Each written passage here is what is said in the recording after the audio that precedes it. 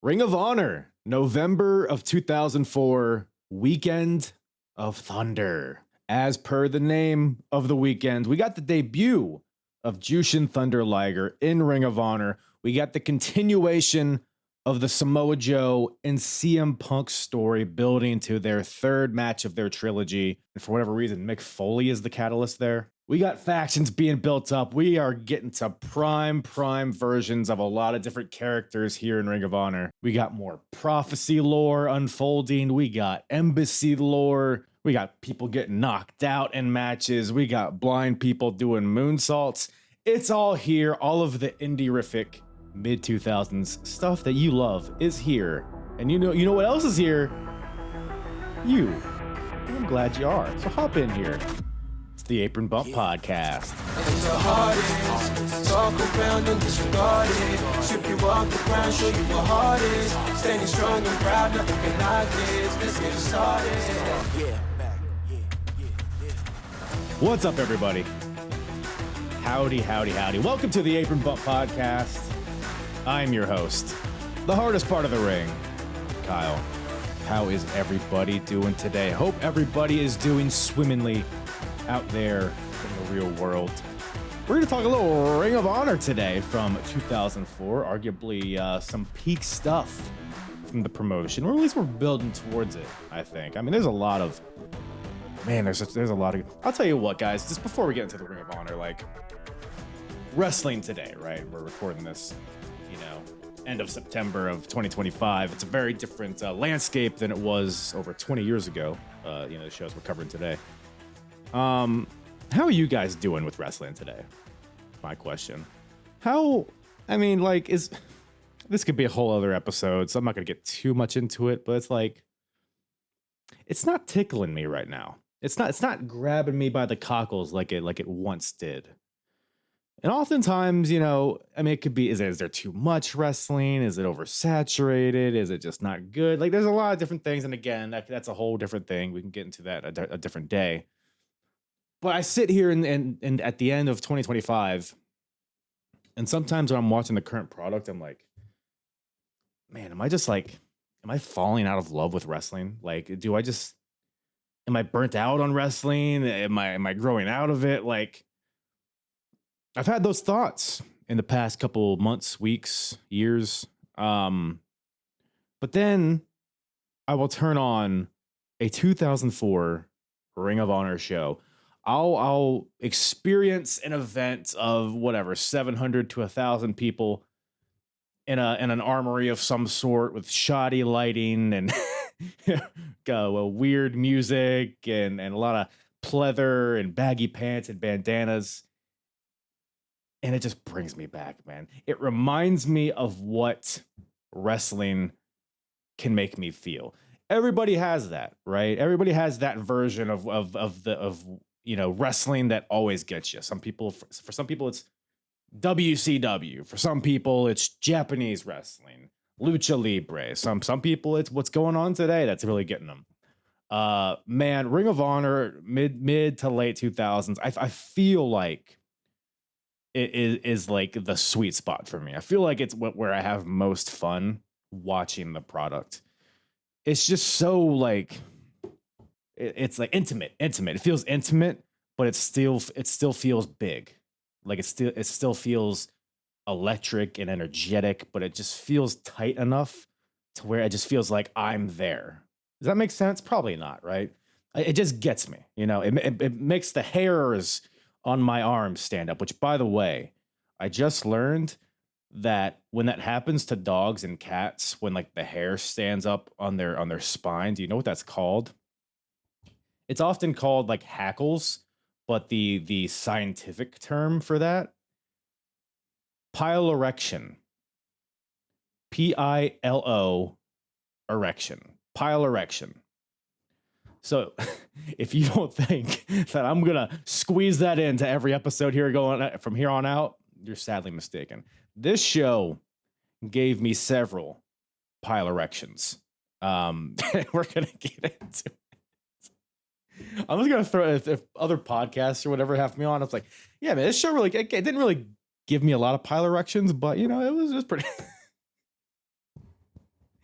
See, you come for the wrestling, you leave with an enhanced vocabulary. So you're welcome. You're welcome. But anyways, let's get into some Ring of Honor here. 2004 Weekend of Thunder is what we are going to be talking about. 2 nights of action. We got night 1 coming at us from Revere, Massachusetts in the Greater Boston Indoor Sports Center. Attendance of about 750. This is night 1, and it's coming at us on November 5th, 2004. Night 2 coming at us from the world famous Rexplex in Elizabeth, New Jersey. Got about 1,100 rabid fans there. And that'll be night 2. So that's what these events are called. Weekend of Thunder, night 1 and night 2. So it should be pretty easy. A great weekend here. And you might be asking yourself, why is it called Weekend of Thunder? And if you're asking yourself that means you didn't listen to like the second sentence I said on this podcast.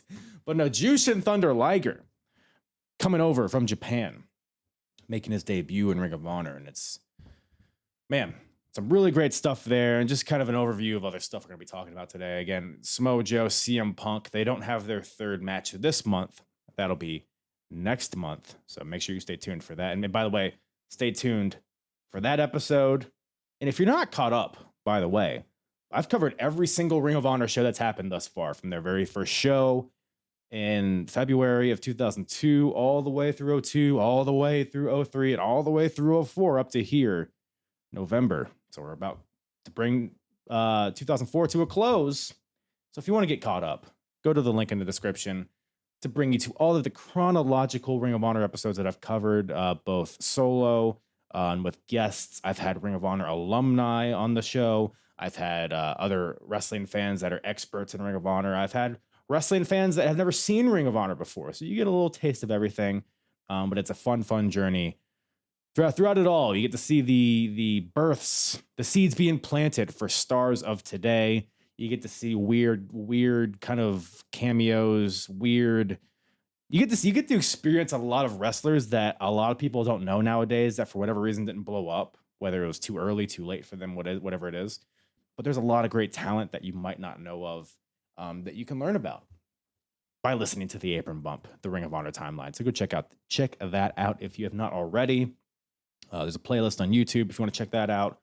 Or you can go to apronbump.com, go to the episodes tab and select Ring of Honor, and that'll bring you all the episodes chronologically covered. Select whatever app you want to listen to it on or watch it on or taste it on. And while we're just plugging away, at Apron Bump on all the social medias, join the Discord. All right. Let's get into it, baby. Ring of Honor. So we're going to be talking about Jushin Thunder Liger. He has matches on both nights. We also got the Samoa Joe CM Punk story continuing with a little dollop of Austin Aries embedded in there, which he's a key factor here, as well as another legend, another WWE legend popping in here. And we got a lot of faction talk on this show.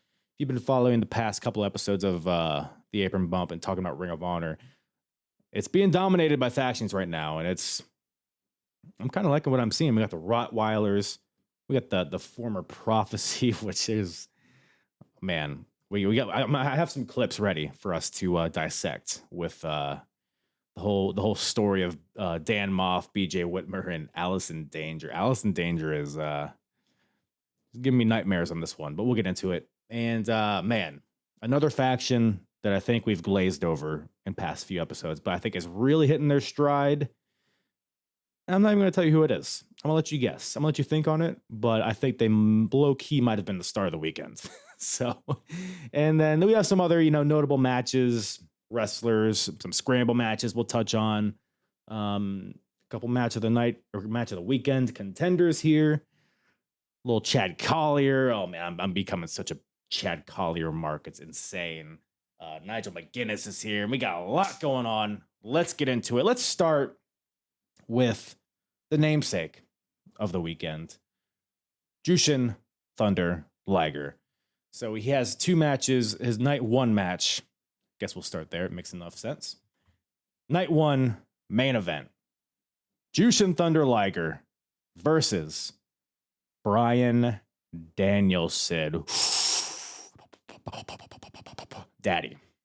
Daddy, choke me. I mean, by golly. Let's just, first of all, let's take a step back. Let's Jushin Thunder Liger and Ring of Honor. Let's talk about the significance of that. I'm not going to pretend like I'm the subject matter expert on Jushin Thunder Liger, because I'm not. I've not delved enough into his archive from Mexico and Japan. Most of what I've seen is from like WCW or here in Ring of Honor when he popped into NXT. Various indies, like I've watched like Rev Pro where he's popped up, and I've seen a few of his Japan matches. I need to dig more into it, but a legend. I feel like he's been a legend for like 30 years at this point. Because when he popped up in Ring of Honor, or I'm sorry, when he popped up in WCW, I forget when that was, but he popped up in, I think it was him and Pillman, right? That was his first episode of Nitro. Am I tripping? That was the match, right? I could be totally wrong. If I am, sound off in the comments. But even at that point, it was like, oh, Liger is here, this revered legend. He's been in the game so long. It was 95. And here in 2004, obviously still that legend. And then he keeps on wrestling for years and years after this. So that being said, obviously one of the greats. I mean, a lot of stuff that unfortunately feels cliche and like kind of just template with wrestling nowadays, like your suicide dives, your planchas, your high flying stuff. Like this is all stuff that Jushin Liger, if not invented, he popularized and just improved and made it significant in wrestling. So he's very much a pioneer in a lot of different ways. So that type of style, that significance plays perfectly into the heartstrings of people that are watching Ring of Honor, especially people that are attending Ring of Honor.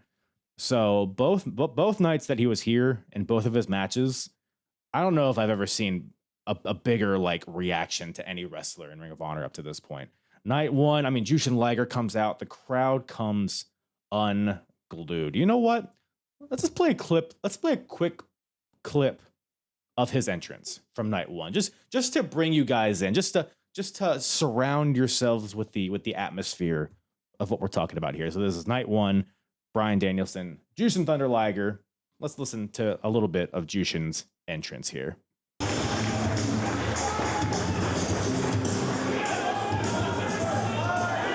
Okay, so that's Bryan Danielson's music and his whole deal. If you're watching on YouTube, you can watch along here, but he's still rocking the goofy black robe and the hood. We still got Jedi Bryan Danielson here, so we're not quite to his peak, but we're getting there. But let's get back to it.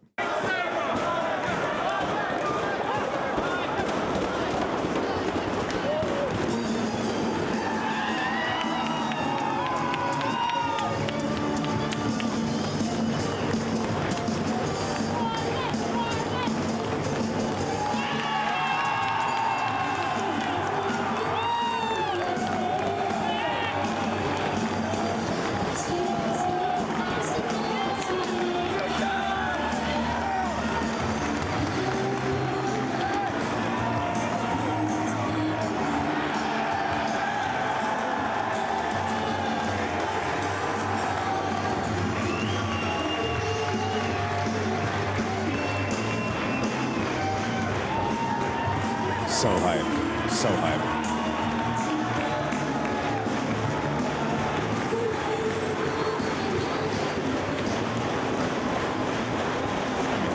Slapping the barricades. Listen, man, come on now.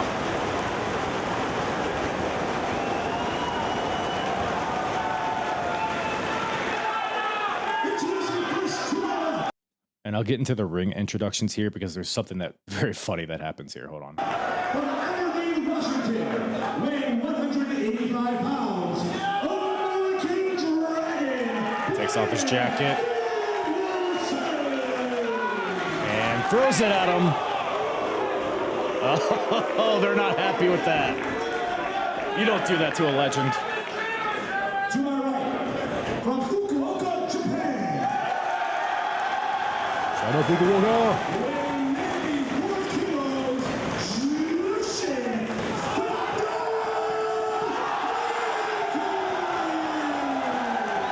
Streamers, You got the Japanese press there. You got people bringing signs in Japanese. So that's kind of where we are sitting at with this this night one main event. Bryan Danielson, Jushin Thunder Liger, and they set it up pretty well. The show opens up with a promo from Bryan Danielson backstage, basically saying, I've wrestled in Japan. I've beaten all of the juniors over there. He's naming them off one by one. But the one junior that I have not beaten is you, Liger.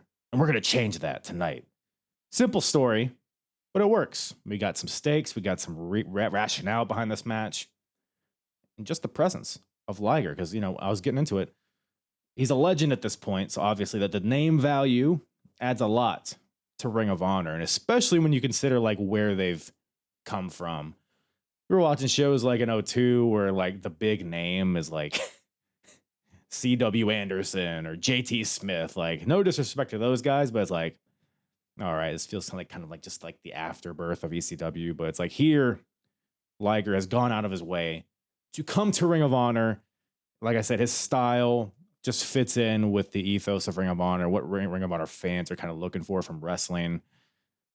Big fans of Liger. The Venn diagram, it perfectly overlaps, is what I'm saying. And it just gives Ring of Honor that much more credibility and gives us a great match, a couple of great matches this weekend. But Bryan Danielson, Jushin Thunder Liger, just a dream match in 2004. So just really good stuff here. And we're talking about the match itself, like, first of all, we listened to that entrance and watched it and the ring introductions.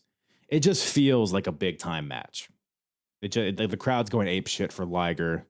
The Japanese, like I said, the Japanese press is surrounding the ring. It's like a lumberjack match out there. And Danielson does a great job. Like I mentioned, him throwing his jacket at Liger in the beginning set the tone. Lots of heat right out the gate, and they get underway here. And obviously, like Bryan Danielson, Liger, it's going to be a good match. I thought Liger comes out hot with a lot of his hits, some of the planchas and the pose and all that stuff, right? The fast-paced stuff here. But Bryan gets control early, and I'm just reminded of how good Bryan Danielson is, man. He's not like that big of a dude, but he's so good at coming off like such a bully. Just a killer, a bully killer is Bryan Danielson here. Bald, maroon tights, Bryan Danielson. I mean, we're just picking Liger apart. All the submissions, all the kicks, just all the digit manipulation, like all that stuff is just so good here. Dragon suplex. Liger kicks at it too. Swings right into the cattle mutilation. Liger just barely gets to the ropes. Just really like, textbook stuff here, but just done so well. The crowd is with it through the entire thing. Liger makes his comeback and gives us all the hits. The Liger kick, brain busters, Liger bomb, but is unable to get Bryan to stay down for 3. All of these result in 2 counts. We have really good drama in the finishing stretch here. We got dragon suplex counters. We got brain buster counters. We're trying to hit our last big move to get the win. But ultimately, Liger with a top rope brain buster. I mean, this is not a superplex. Sometimes people have the idea of, oh yeah, we'll do like a superplex, but a brain buster, and it kind of just looks like a superplex. This was a fucking brain buster off the top rope. gnarly bump here. You're seeing why Danielson can't wrestle anymore is because of things like this. But god damn it looked awesome. And that gives Liger the win in night 1 over Bryan Danielson, which is significant. I mean, Bryan Danielson, he's one of the, he hasn't reached his peak in Ring of Honor, but he is already like a monster, one of the top guys. He's a Mount Rushmore guy at this point already. But just a really, really fun match. Liger gets the win, sends the crowd home happy. That's all you can ask for. So great stuff there. You could argue match of the weekend. I might have a different choice, but we'll touch on that later. And we can just wrap up the Liger saga from this weekend in night 2. So Bryan wanted to beat Liger because he had not beat him up to this point. Could not beat him in night 1. Well, perhaps he gets another chance because on night 2, The main event, Bryan Danielson, Jushin Thunder Liger on opposite sides, but this time it's a tag team match. And each guy, Danielson and Liger, gets the opportunity to pick a partner, a dream partner of their choice. Jushin Thunder Liger, for his partner, he picks, of course, the Ring of Honor World Champion, Samoa Joe. Bryan Danielson, with a bit more of a off-the-wall pick, but considering who it is and who he's facing, it kind of makes sense. Bryan Danielson picks Low Ki as his partner. So we got Bryan Danielson and Low Ki versus Jushin Thunder Liger and Samoa Joe. Low Ki feels like the odd one out here because he's been embedded in like all the Rottweilers. He's coming out with the bandana and the cargo pants with one leg pulled up. He's been in that world for a while. It's been a while since he's been like a main event guy. But he's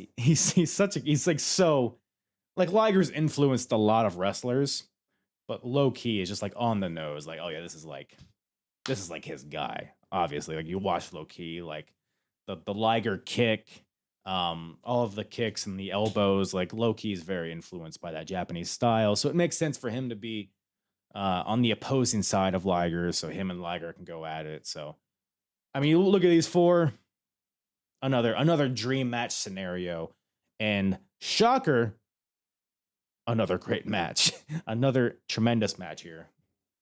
Watching Liger and Samoa Joe team up is just a trip. This is so fun. You got Liger doing his Olay kicks, which the face wash on the outside against the barricade. Just really fun stuff here. Bryan Danielson and Low Ki have control. It felt very like weirdly like just like a typical Southern wrestling, like almost like a WWE style match, which is weird considering all the competitors. But it's like the heels are controlling the match, beating up on Samoa Joe, or is it Joe or Liger? I think it's kind of both of them. But Danielson and Low Ki, again, just a fun pair of just like ass kickers, like just bullying both these guys with the submissions and their tag team stuff. So, but again, Liger gets the hot tag, all of the hits, the Liger kicks, the Liger bomb, Samoa Joe, all of the rapid fire slaps and the kicks, all the Samoa Joe hits, the sentons, the power bombs into the STF, like just really, really good stuff here. Particularly the ending stretch of this match. Everybody just throwing bombs. The note here that I put that really stuck out to me, I love all of the desperate pin breakups. Like Bryan will hit a dragon suplex onto Liger, and Samoa Joe, he's been beat up. He like crawls into the ring and just like dives desperately to make it was particularly good in this match from all four guys. It just made it feel desperate. It made it, there was a sense of urgency in this match, and it was just really fun stuff here. And then ultimately Liger beats Bryan Danielson again, this time with the Liger bomb. So Jushin Thunder Liger 2-0 this weekend, and unfortunately Danielson 0-2. But the story continues after the match. Low Ki, Bryan Danielson, they're in the ring. Joe and Liger have left. Ki blames Bryan for the loss, which is pretty valid. He's the one that got pinned. So they have a shoving match, and then the Rottweilers, which is a faction, of course, that Low Ki is a part of. Homicide, Julius Smokes, Ricky Reyes, Rocky Romero. They attack Bryan Danielson. Then out come Samoa Joe, Jushin Liger. They come back. They save Bryan. They send the Rottweilers barking away. They send him away. Julius Smokes is, at one point, he's surrounded in the ring by Danielson, Joe, and Liger, and then they all get their shots in. They all get palm striked, and Julius Smokes just goes flying out of the ring. And Bryan ends up raising Liger's hand to close out the weekend. So ultimately, they had a feud coming into this, but there's respect there. It's unclear where Bryan's character really lies. Is he a babyface? Is he a heel? Is he just kind of in the middle? Is he just kind of like it depends on the night kind of thing? Seems like the crowd's with him, whatever side he's on. So that's just the beauty of Bryan Danielson. But that was also the beauty of Jushin Thunder Liger. So shout out him. Great stuff from Liger this weekend. And it just Feels like it just we're boosting up Ring of Honor as a brand. It's becoming a destination promotion. Obviously, in the past, we've seen our Mick Foley's, our Ricky Steamboats. Who else? All the Japanese guys that came last Final Battle. A lot of good stuff here. So I think that about wraps up the Liger talk. So I think now is time we talk about the adventures of Mr. CM Phil. Mr. CM Punk is all over this weekend, and in a variety, he has his hands in a lot of different pots. He's got a lot of spoons in the porridge, as they say. So let's get into it. First of all, let's recap.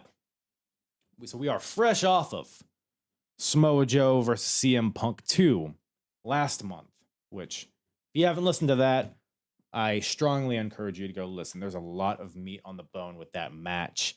They're two matches they've had up to this point, where we are at with the third one. And that's kind of where we are left off. And that's where we get to with CM Punk here, Weekend of Thunder. So CM Punk wants a rematch.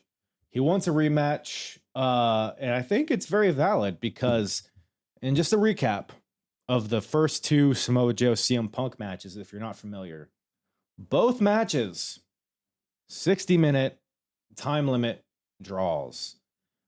The first one ended with CM Punk hitting his Pepsi plunge off the top rope, but the time expiring before he can make the pin. The second one ended with Samoa Joe hitting the Muscle Buster off the top rope and unable to capitalize to make the pin. So there's a duality there, and there's a thread between the matches. Both matches pretty similar, to be honest, in a lot of different ways, with enough progression to kind of differentiate them. But the point is, Samoa Joe in title matches has not beaten CM Punk. Punk hasn't beaten Joe. And Joe's argument is like, I'm the champion. I don't have to beat you. You have to beat me. But CM Punk's like, hey, pal, you've beaten everybody, but you can't beat me. So that shows something, and that shows that I deserve another match. And this time I want it to be no time limit. That's what CM Punk wants. He cuts a promo in the beginning of night one stating that. And he will not stop until he gets that rematch. Samoa Joe hesitant to give it to him. But is that because he feels Punk has already had enough chances, or is it because Mr. Joey Samoa is scared of CM Punk? Well, let's see. But first, the first part of the story, because it all ties together. We have Punk and Joe, obviously, but another man that enters himself into this whole feud, this whole story, is Mr. Austin Aries. So night one, we got CM Punk versus Austin Aries. And a really fun match. I will say also, so I watched that famous shoot interview with CM Punk and Samoa Joe. And I remember them talking about how beat up they were going into that second match. I know CM Punk, his knee is all jacked up, among other things. And I don't know if that plays a factor here in this match, and if it plays a factor going forward. But I know he's beat up going into this match, and Austin Aries kind of plays onto that by attacking the knee in this match. It's a lot of knee-based stuff here. But first, before we get into that, maybe I'm jumping the gun here. So Punk and Aries come out. Or Punk comes out, and there's a big fuck TNA chant, which I'm not totally sure on the backstory. I think it might just be because there was a fan there with a TNA shirt that was being particularly obnoxious. I think that's all it comes down to. And I know CM Punk had a cup of coffee there in TNA for a while. I think he left in 03 though, maybe early 04. But yeah, big fuck TNA chant. TNA is not over in the Ring of Honor world. And also there's a lot of different things here, because also you got CM Punk.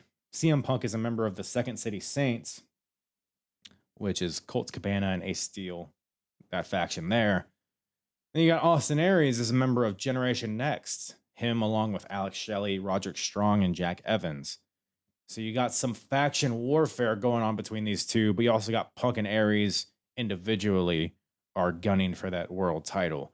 And at the last show, I believe, Colt Cabana was taken out by Generation Next and Austin Aries. Broke his arm with a chair. He's out of there. And Punk says, hey, he has a promo before their match saying Colt Cabana will be back and he will get his revenge on Austin Aries. And then he transitions into Samoa Joe. He says Samoa Joe is ducking him and that the third time will be the charm. But we're not there. We're not at the finalization of that match yet. We just progress into this match between CM Punk and Austin Aries. A really, really solid match here. Again, I have a hunch that Punk might be coming into this match injured, but he was still able to carry out a pretty good match here. It made Aries look like a killer. I will say that because, you know, he's attacking the knee.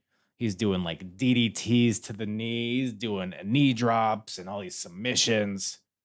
And that's pretty much the main story of this match.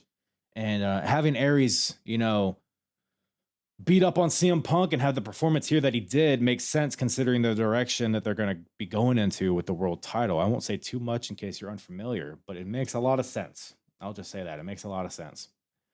This match is very back and forth in the beginning until Punk, he goes for a Shining Wizard on the outside, but Aries gets out of the way and Punk goes knee first into the steel barricade, which always, these Ring of Honor barricades, man, I can't emphasize this enough. They're just so loud. They just feel so devastating when anybody gets run into them or anybody hits them. So this is at this point, you know, knee first into the barricade. Aries begins attacking the knee with knee breakers on the apron. He snaps his leg on the table that's ringside.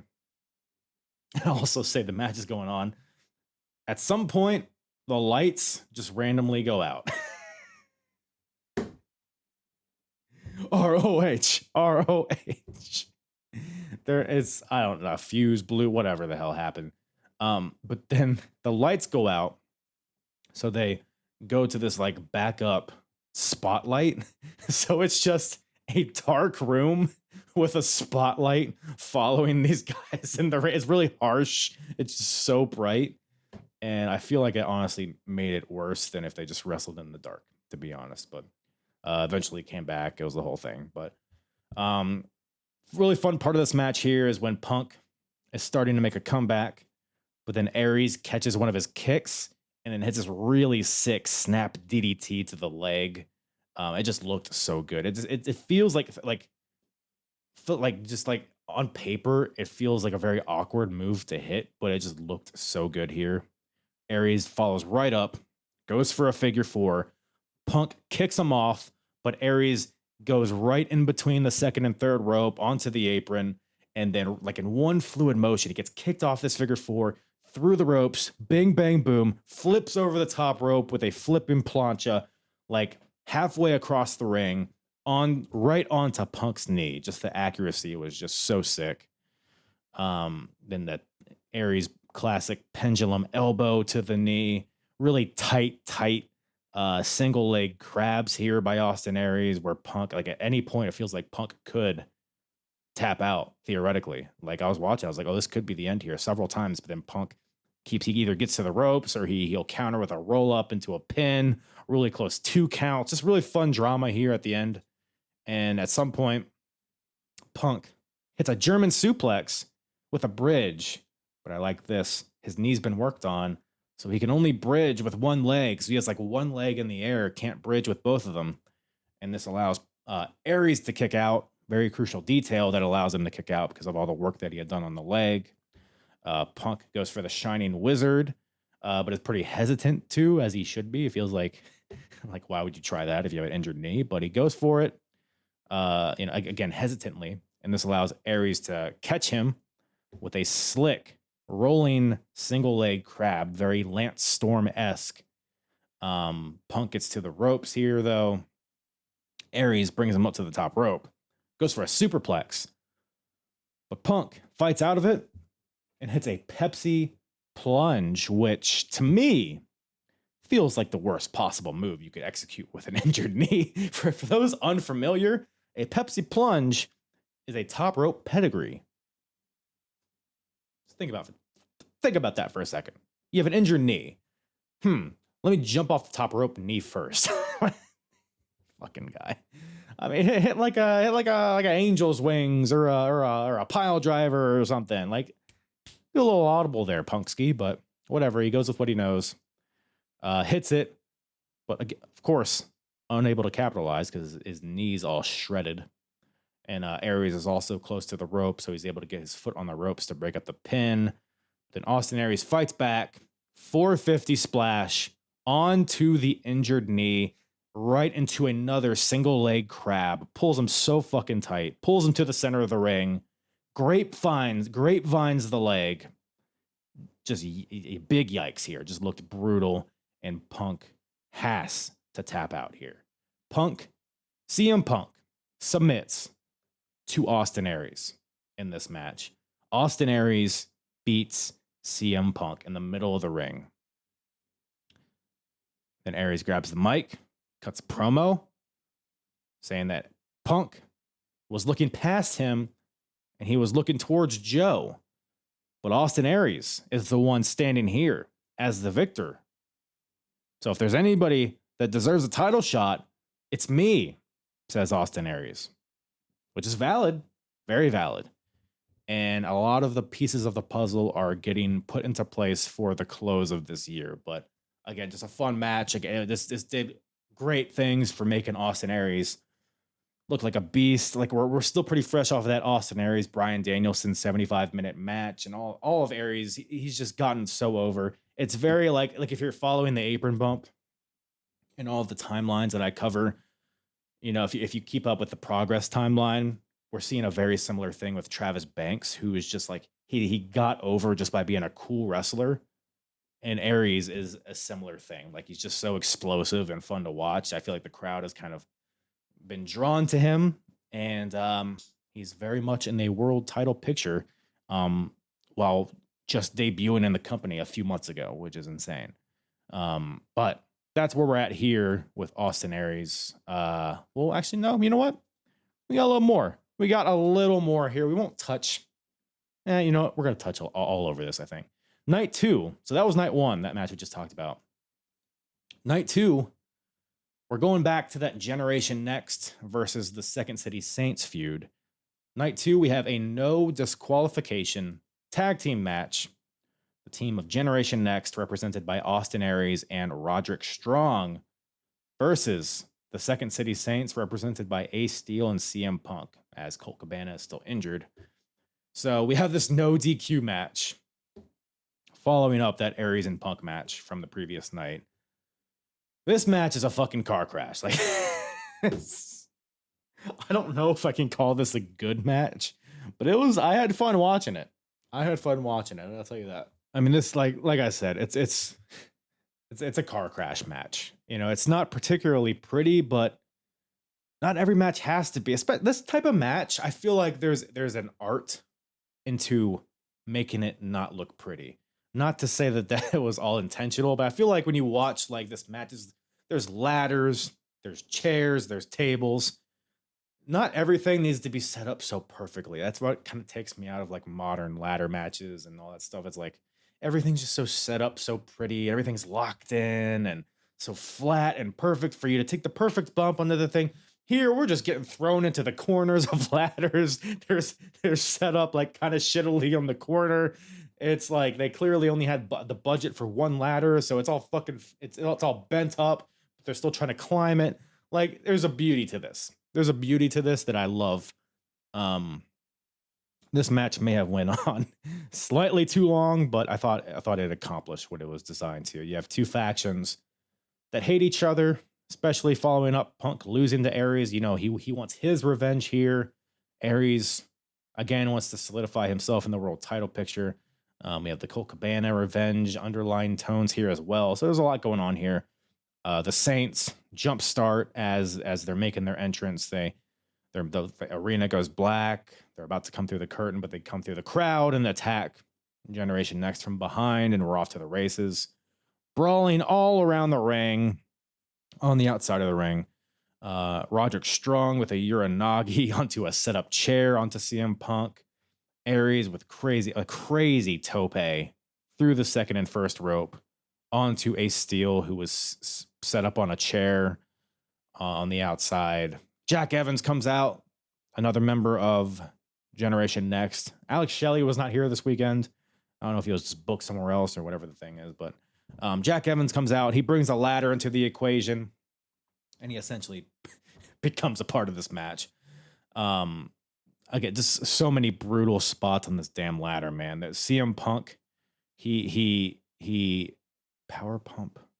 Hold on, I'm reading my notes here. CM Punk power pump to Austin Aries on it. Power bomb. This goddamn Siri reading my talk to text. Mushmouth idiot. CM Punk power bomb to Austin Aries onto a ladder. Ace Steel drops Roddy onto it with a back suplex. Again, this ladder, the ladder is like on it. It's like at an angle. They're not like landing perfectly on it. These spots look brutal. They might sound mundane as I say them, but they looked gnarly. Then all of a sudden, out of nowhere, like Ace Steel and Roddy will be going at it in the ring. And then, like, from out of frame, Jack Evans with a springboard spinning tornado kick off the top. So his involvement in the match was just insane. They do Roddy and Jack Evans, who have been teaming a lot together recently. They do this like doomsday device, but instead of a lariat, Jack Evans comes off with a cross body. They hit that. And then Roddy throws up Jack Evans like by the feet into a Phoenix Splash, which is just incredible looking. They continue the attack on CM Punk's knee from the previous night, which makes sense. Like they put his knee in between the ladder rungs and Roddy sandwiches it and then stomps it onto Punk's knee. Aries with chair shots to the knee breakers to CM Punk. And then finally the ladder has just been through it. The ladder is broken in half. When CM Punk backdrops Roddy through it in the corner. Well, I thought it was broken in half at least. It was definitely bent up because they set this goddamn ladder back up to climb it because a table is set up on the outside of the ring. Jack Evans sets up the ladder inside the ring that's all mangled to the point where Roddy and the ref have to hold this ladder up so it doesn't topple over. Jack Evans, top of the ladder. I think is it Ace Steel? I believe it's Ace Steel is set up on the table on the outside. Jack Evans on the ladder inside the ring. Jack Evans, 450 off the top of the ladder, doesn't quite make it to doesn't quite make it to the table. I don't know if he just didn't commit to it or what. He just kind of bounces off of it. Table doesn't break.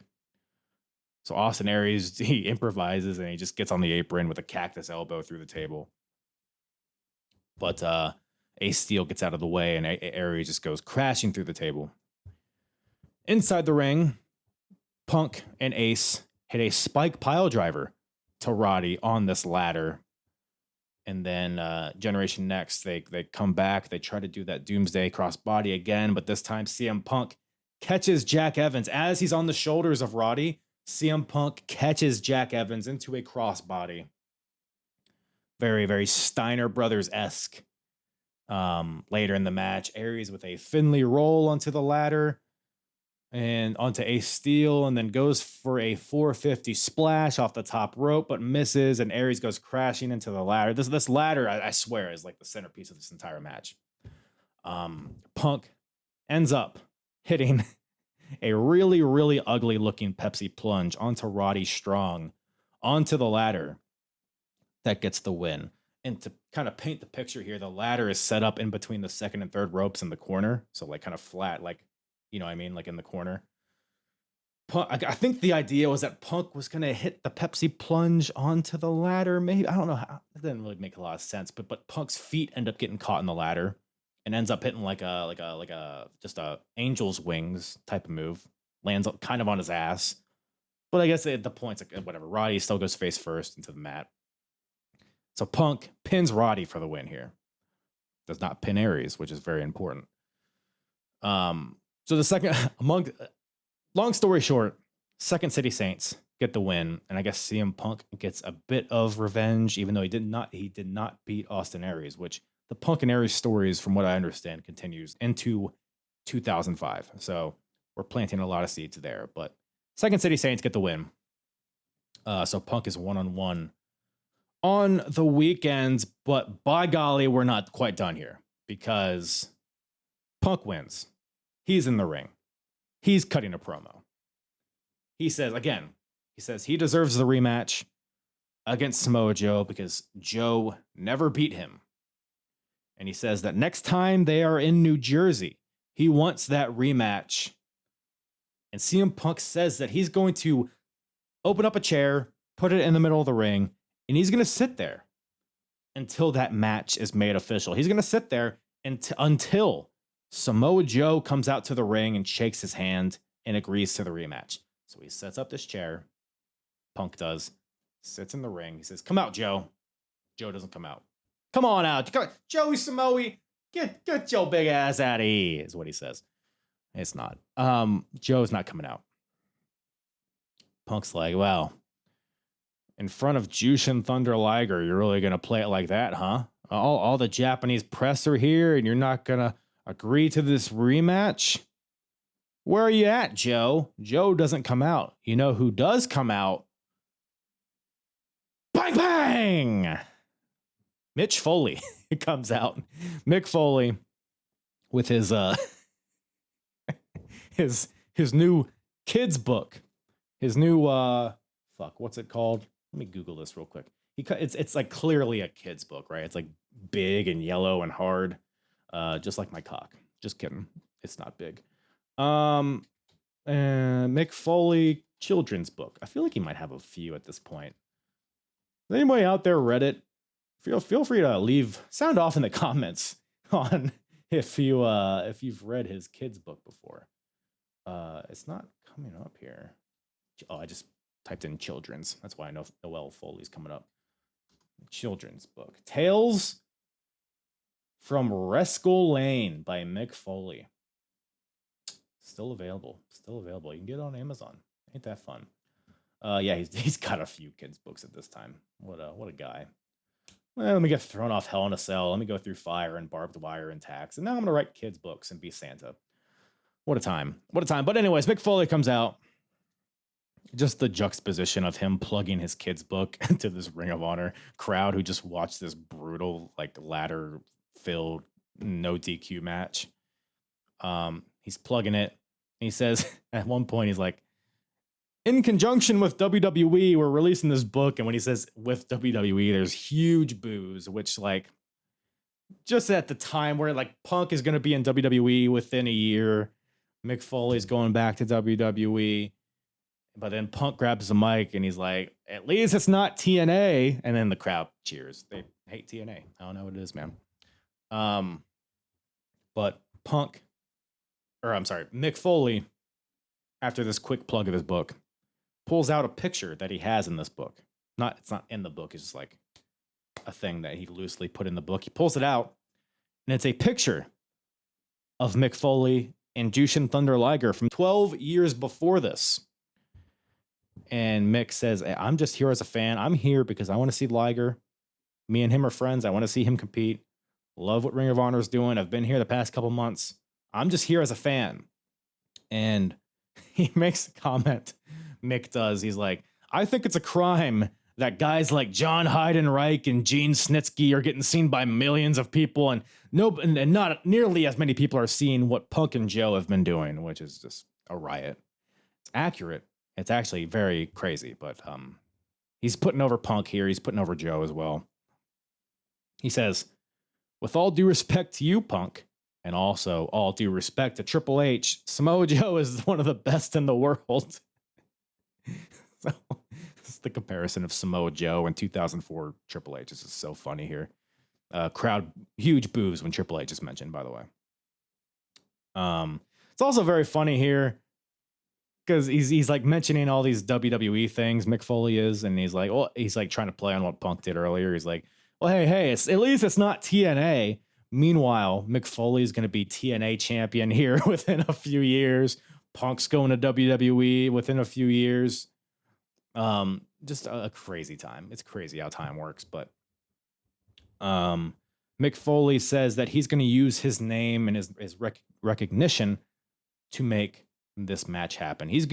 Punk called out Joe earlier. Joe didn't come out. But Mick Foley, I'm Mick Foley. I'm going to come out I'm going to call out Samoa Joe. I'll get him to come out here. Joe, come on down. Crickets. Let's try one more time. Samoa Joe, let's get out here. Come on out here, Joe. Nothing. He says, well, I guess, much like Ricky Steamboat, Samoa Joe is soft core. Check out the last episode if you want to know more about the soft core elements and the Ricky Steamboat stuff between Foley and Steamboat. But no Joe. Foley leaves. He tried. Mick Foley leaves, but Punk remains in the middle of the ring. He remains seated. He also took the book. So he's just in the middle of the ring reading Mick Foley's book. And then they go to intermission. And then they go to like a backstage promo with somebody. And then they cut back to CM Punk just still in the middle of the ring, like during intermission. The house lights are on. People are like at the concession stand. He's just in the middle of the ring, just waiting. He's not leaving until Samoa Joe comes out and shakes his hand and agrees to the rematch.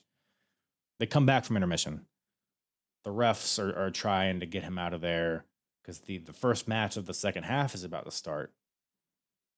They make their entrances because the first match of the second half is the Ring Crew Express versus Special K. But Punk is still in the middle of the ring. Everybody makes their entrances. You got Dunn and Marcos on one side of the ring. You got Angel Dust and Dixie on the other side of the ring.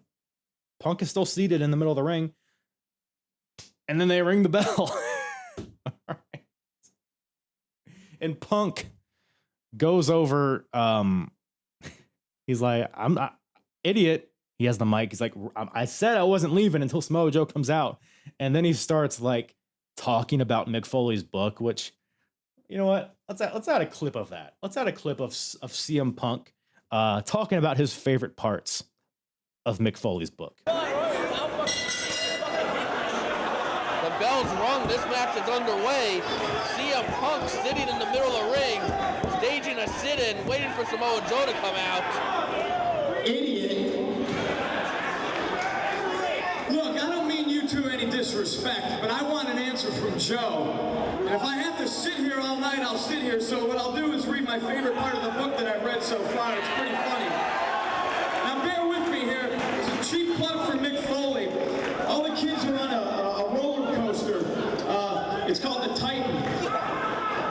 Kurt Angle's the big heel in this part of the story. He brags how he's the only one who's going to ride the track. But it says the Titan's track zigged and zagged. And when it looped the loop, Stacy looked at Triple H and said, I think I smell a poop. That's my favorite part. See, basically, Kurt Angle shits his singlet because he was afraid of the roller coaster. The moral of the story is, well, I don't know what the moral of the story is, but there's a lot of really funny pictures. Like Triple H's nose is like, you know, really huge, and like there's little hidden stuff in the story. There's like a big roller coaster with Jack Briscoe's head. It's pretty funny. But then eventually, the lights go blue, and Samoa Joe's music hits.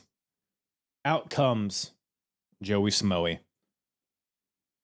And it's unclear if this match is still going on, by the way, because the bell was rung. So whatever. Samoa Joe comes out, gets in Punk's face, gets the mic. He says, well, you punked me out in front of his fans. You punked me out in front of the office. You punked me out in front of Mick Foley, who, by the way, Foley's up in the balcony watching. He's like, hey, Mick, by the way, if you ever want to lace up those boots and wrestle for a real company, or no, he says, if you want to grow some balls and work for a real wrestling company, come fight me here, bitch. And Foley's like, all right, thumbs up.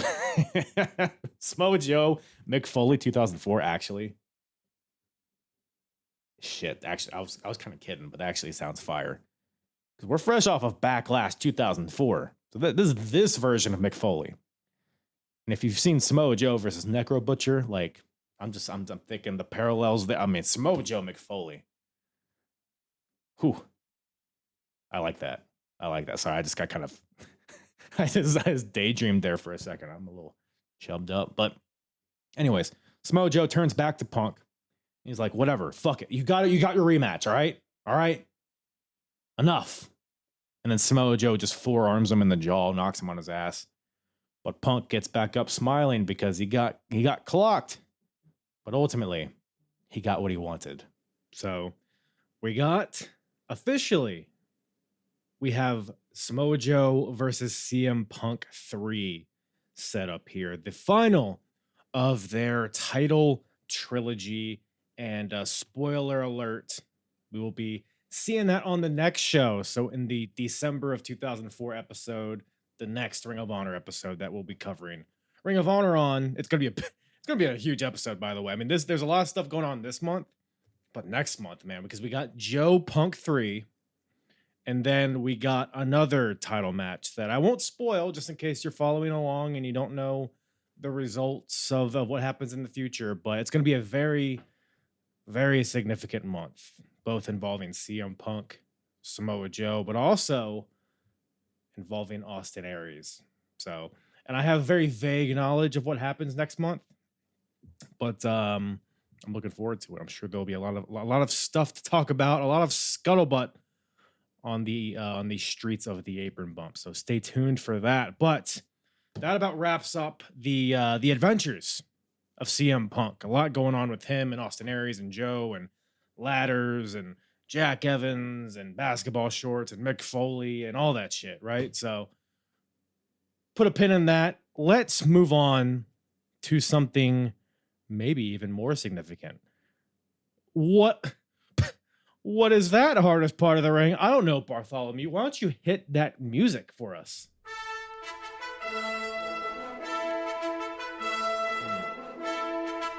Oh yeah. You feel it? Come on now.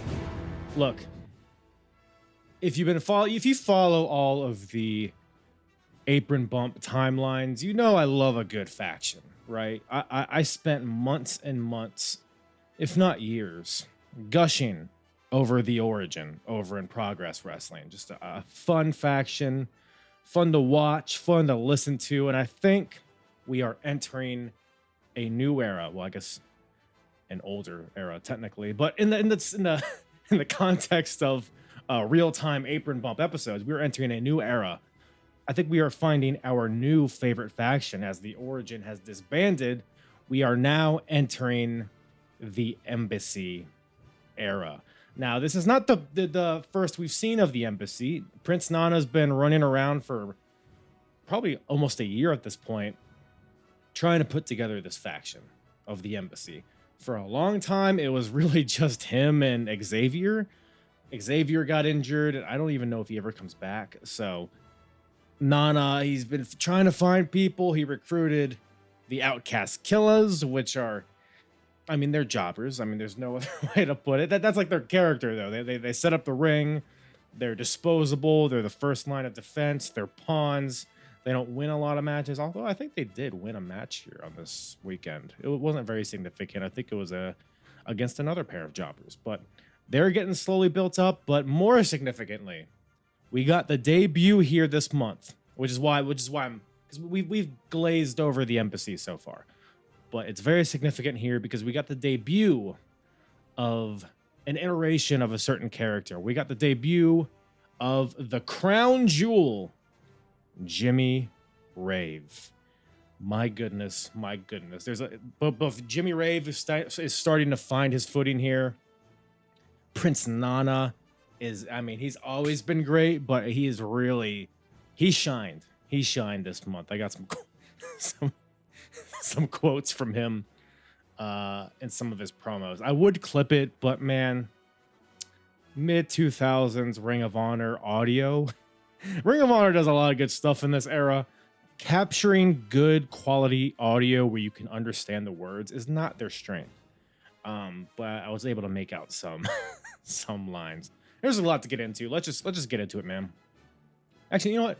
Let's start this Embassy talk by just highlighting their opening promo here. Night 2 opens up with a backstage promo, classic Ring of Honor promo. It's just in a hallway, bad acoustics, white cinder block in the background. We got the Embassy. We got Prince Nana. We got Jimmy Rave. We got Omen Tortuga and Diablo Santiago of the Outcast Killers. And we got a debuting Angel, otherwise known as Angelina Love, which, to be honest, I didn't even really know if it was her or not. She looks like buffer, I think. She has like these gross dreads and like just bigger muscles. It's like, kind of looks like Angelina Love. And then I'm only basing it off the fact that they call her Angel. I'm assuming it's Angelina Love. If I'm wrong there, somebody correct me. But she's here. We'll get into it. The promo starts. Well, actually, first of all, let's lay out the lore. Hold on. Let's lay out the lore of the Embassy. Prince Nana saw Jimmy Rave. Jimmy's been around for a while, but he's been kind of fledgling.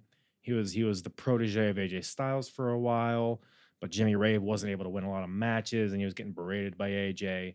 And then AJ left due to unforeseen circumstances. And then Jimmy Rave found counsel and Prince Nana. Nana sees a lot in Jimmy Rave.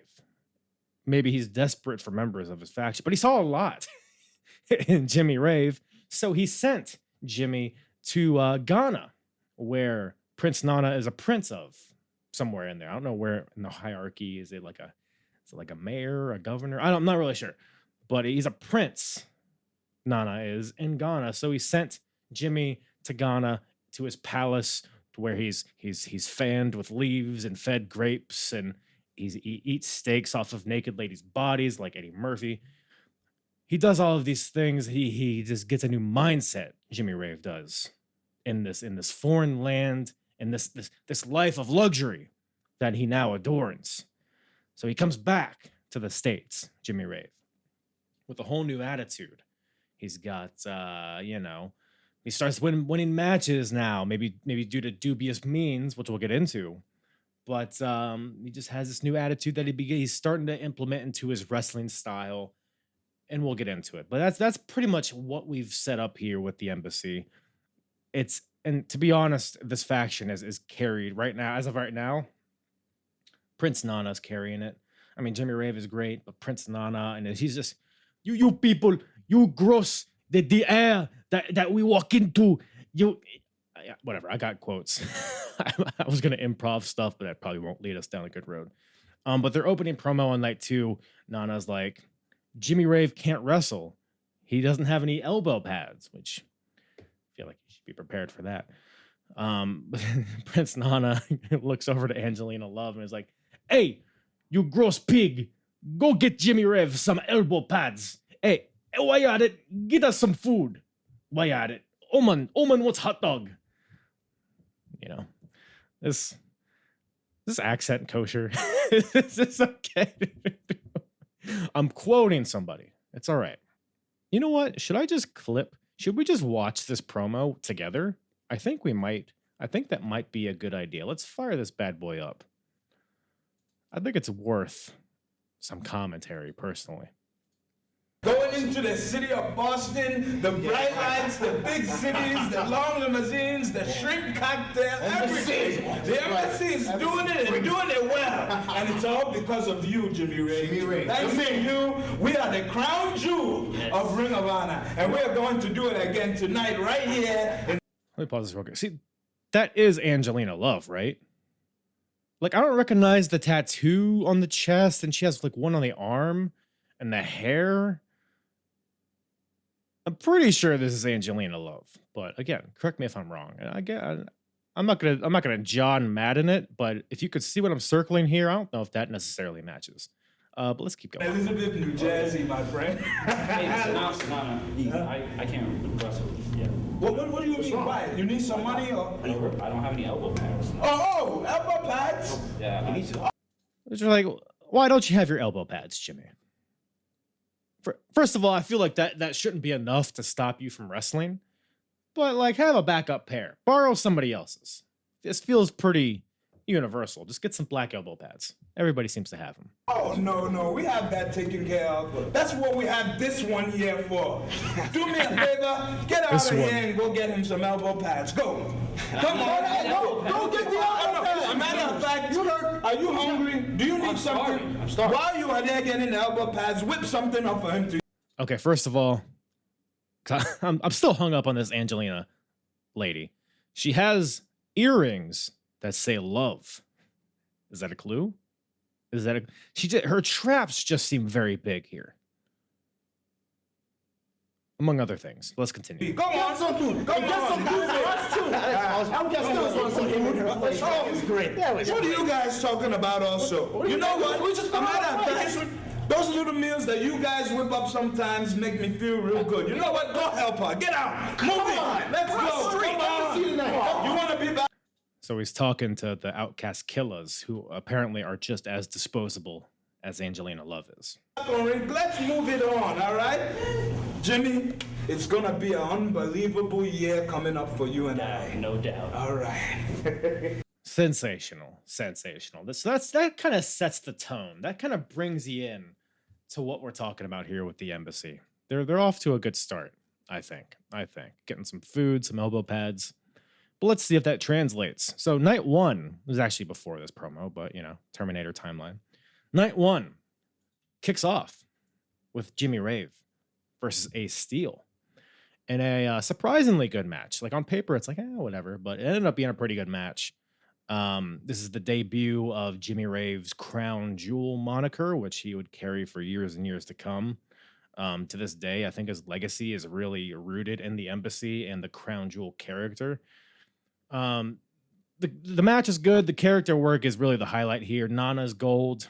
Jimmy Rave is finding his rhythm. He's like this cocky but dorky kind of guy. Like Jimmy Rave's like, when you think of a white guy, you think of Jimmy Rave. And then Prince Nana, polar opposite. So the juxtaposition is very funny. No robe here in night one yet. The famous robe that like Swerve Strickland wears and that was handed down to him. It has a legacy behind it. We're getting. I don't want to jump ahead, but night two we may or may not see that. And Angelina Love is the step stool for Jimmy Rave, so she gets on her knees for him to get into the ring. Oh boy, 2004. What a time. But the match comes to an end. Jimmy's match with Ace Steel, when Prince Nana gets on the mic and starts jabbering, gets in the ref's face. He's on the mic. He's saying God knows what. Jimmy Rave takes advantage of this with a low blow, and then the Rave Clash. Not the Styles Clash. Completely different move. The Rave Clash for the win. Of course, stealing his mentor's maneuver, but claiming that he invented it. It's a lot of fun. We're having a lot of fun here. So Jimmy Rave gets the win in night one in a solid showing. Night two is really, though, the highlight of the weekend for the embassy, because they come out, right? Nana and the Killers come out. Not Jimmy Rave yet. They come to the ring. Nana grabs the mic. He's like, "Cut the music, you fat hillbilly." He's just fucking gold, man. And then he's going off. He's like, "A prince of my prestige should be in a place where the air is fresh and clean and not full of these fat pigs," pointing at the audience, "including that fat girl that came to my hotel." He says, the girl came to his hotel last night. "Oh, and by the way, sweetie, if you're listening, you have to wash." Oh, he rules. He rules. He tells Diablo to purify the air before we get started, before Jimmy Rave comes out. So he hands both Diablo Santiago and Omen Tortuga what looks like to be fleshlights. He hands them both to him. It's like spray of some sort. So they go out to the stage, and as Jimmy Rave comes out, they're as he's coming out next to him, purifying the air of the Crown Jewel. And it's at here, night two, we see the debut of the famous robe. The very same robe that Swerve Strickland has worn over the past few years. The birth of this legacy is right here in this match, night 2, Weekend of Thunder. Jimmy Rave versus Jay Lethal. Debut of the robe, very significant moment. He would wear it for years and years to come. We have the royal music in the background. You got the Killers spraying their shit around him. Angelina Love again is the step stool for him to get into the ring. This whole whatever, the presentation is just sensational. It's so, what's the word for it? It's so pretentious, I guess. Is that the word? Rude. It's a lot of things. But I think it's, the character is shining very strong in a promotion with not a lot of very strong characters, if I'm being honest. A lot of good wrestling, not a ton of strong characters, but the Embassy is quickly rising above and is making themselves stand out, in my opinion. So again, oh, by the way, Jimmy Rave gets into the ring, and what do we see? A roll of toilet paper getting thrown into the ring right at Jimmy, which, again, another foreshadowing into the future, becomes a hallmark of their entrance. It becomes like a running gag. Crowd always brings toilet paper just for the Embassy. So we're seeing a lot of lore getting implanted here on this very night. So, but let's talk about the match, shall we? Let's talk a little bit about the wrestling. Jimmy Rave versus Jay Lethal. One of the best matches of the weekend. An awesome match. And two guys that have been pretty, I don't want to say insignificant so far, but they're like very early on in their runs. Jay Lethal has just recently broken off from Special K. He's the protege of Samoa Joe. Jimmy Rave spent a year just taking L after L after, like, there was a story where it was like, Jimmy Rave, if he loses this match, he might not ever be back in Ring of Honor. He's been taking so many losses. He was in a feud with AJ Styles, and then AJ Styles left. He was kind of, it felt like he was on the chopping block, but now he's found his groove. Jay Lethal, people love Jay Lethal. Even when he was in Special K, it was like so clear how much better he was than everybody else. So it's cool to see where they're at now, but again, still very early on in both Jimmy and Jay's careers. A really fucking good match, really hard-hitting, fast-paced, pretty innovative. I love watching people figure out what their finisher is going to be, because Jay Lethal, he would go on to do the lethal combination, which is like a Uranagi into a backbreaker into a flatliner. But here he like has that same thought, but it's just a little different. He does pretty much the reverse of that. He does like a front gut buster into a gut wrench suplex. So he had that idea of like, let me pendulum him down and then do something else, but he's still figuring it out. Rave with the Shining Wizard, big lariat from Jay Lethal that turns Rave inside out. Jay Lethal with some of the most brutal chop. If you listen to a lot of interviews from other wrestlers, a lot of people will say Jay Lethal has like his chops hurt the most out of everybody. Just huge hands, so loud, so thudding. But again, at the end of the match, Prince Nana gets on the mic, babbling, distracts the ref, and this allows Jimmy Rave to fight out of a dragon suplex with a low blow, and then the Rave clash for the 1-2-3. Jimmy Rave, 2-0 this weekend. 2 big wins for Jimmy. Big weekend for the Embassy. And Prince Nana keeps running his mouth. After the bell, Jay Lethal gets back up, gets in Nana's face, tells him to shut the hell up, which the crowd loves. Slaps the shit out of Prince Nana, and then slaps every member of the Embassy individually, and then runs away. That's the fucking Three Stooges. So the Embassy, there's still a bit of a bumbling group, but we're building. We're building, and I like what we're seeing. Love what we're seeing here from the Embassy. So, and Jay Lethal's got some momentum too. So even though that he lost, he had a really good showing here. He's still involved with Samoa Joe, which we'll talk a little bit more about later. He's got some good momentum. So overall, great match, and everybody came out looking better after the fact. So good stuff from the embassy. Let's move on to a different faction, shall we? There's a lot of faction tomfoolery happening this month. Talking about the embassy, let's talk about the former prophecy. Dan Moff, BJ Whitmer. They still don't have a fucking team name, by the way. It's driving me crazy. It's a mouthful to say BJ Whitmer and Dan Moff every single time. Should we just make up a faction name for them?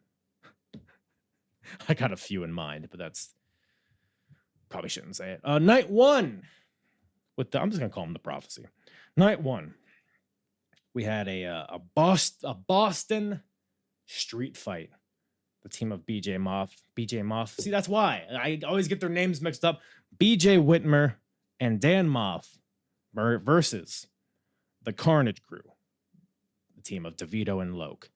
To set the tone here, let's all take a listen to this backstage promo from the former manager of Moff and Whitmer, the former manager of the Prophecy. Let's all sit back and take a listen to this promo from one Allison Danger. Moff and Whitmer, I have a message for you tonight, guys. You're not getting out of here alive. You're not going to win the titles. You're not going to get past the Carnage Crew. You're not even going to survive this weekend. What do you think of that? Did you forget I own your contracts? They stay with me every night. They lay against my body while I'm sleeping, dreaming of the day I end you both and I bathe in your blood. What do you think of that, Moff and Whitmer? Do you like it? Because I know I love it. It tastes so good to me. Oh my God. Oh, it's not going to end here.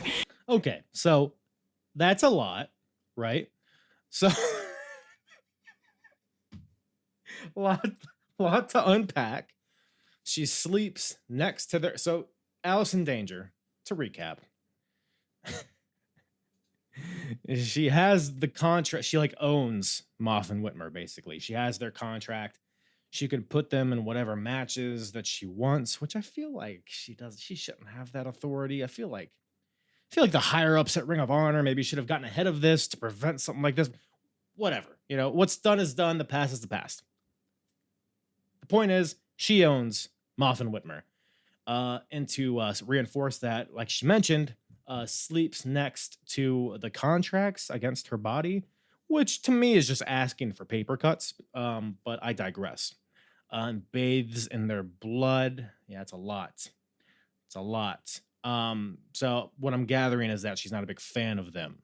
That is my analysis. I do have a microphone in front of my face, which makes me an analyst, I think. So she's hungry or thirsty for revenge on BJ Whitmer and Dan Moff. So what is the journey that would take this month? Well, let me tell you. This street fight between BJ Whitmer, Dan Moff, and the Carnage Crew. So Allison Danger is essentially, during this whole weekend, she's trying to recruit the Carnage Crew. She's trying to recruit them to take out Moff and Whitmer, you know, at her behest, if you will. So this street fight happens. Danger's not out there. It's just these two teams. They have beef with each other, independent of Danger. She's not really a factor in either of their minds. They're brawling all over the ring. There's blood. There's chairs. They're in the crowd. They're on the barricades. It's a whole thing. You know what these two are going to do. Allison Danger comes out, which again might be worth some commentary because I think we got to do some analysis on her performance in this run-in here. So let's find this portion of the match, you know, whatever. These guys are brawling all over the ring, yada, yada, yada. And here comes Allison Danger. Turn the volume down here. We're just going to visually walk through this here. So Carnage Crew is down. BJ Whitmer and Dan Moff, they're in control. Allison Danger comes out with two trash cans. One would assume a trash can per individual that she wants their blood, BJ and Dan. So she has two trash cans. Let's see how she maneuvers these trash cans, shall we? All right, she's jawing with them. She's jolling, puts one trash can down, tosses one, and pops her uncle, hits the top rope, comes back at her. Let's try it one more time. Oh, nerds, it happens again. Goes into the crowd. Not working well for Allison. I don't even remember if she actually ever gets these cans into the ring. I don't think she does.